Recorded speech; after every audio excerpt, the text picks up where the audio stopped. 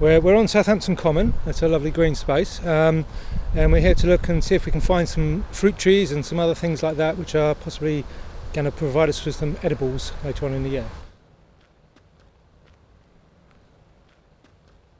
Well, about 5 years ago we spotted an apple tree in the grounds of a swimming pool, and in Eastleigh, funny enough, Fleming Park.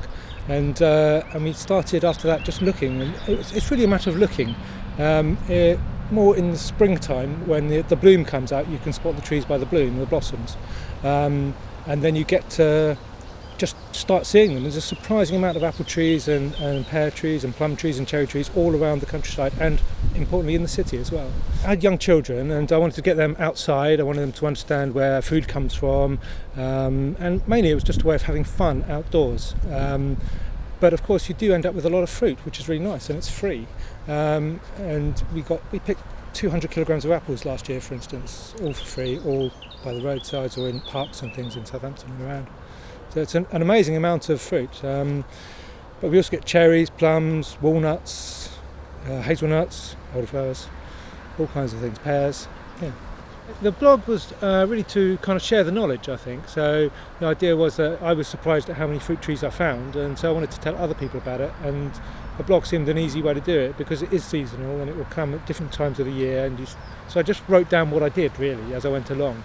So I used to go walking quite a lot in my lunch hours just to get out of the office. And that was when I started to spot things and notice the differences in the seasons. And so I started putting them on a map, and then I thought, why not show it to other people? And I used to take friends out or other families with us and just go and pick fruit. So it just seemed logical that it would be a good way of sharing it, really.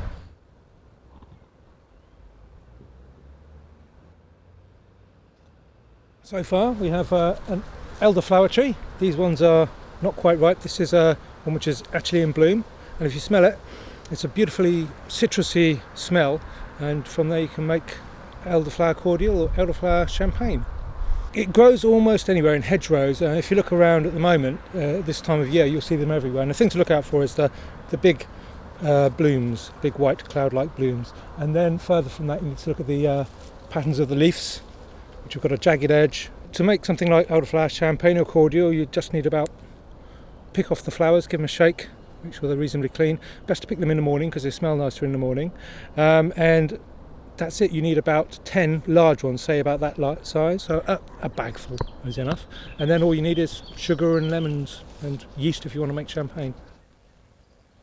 So how does one identify an apple tree? Well, I would usually look for them in the spring when they're in flower. You can see there is a blossom left on this one, though most of them have gone. But also you can tell by the type of the bark, the overall shape of the tree, the leaves, and obviously once summer comes along you can see by the fact they've got apples on them. But it's just a matter of experience, although I do have identification sheets available on my blog for free, or they will be in the book as well. So the book came off the back of the blog really, because obviously I've been doing the blog for about 4 or 5 years, so because it's sequential or seasonal, I've got all the information there already, so it was fairly easy to extract the information to write the book.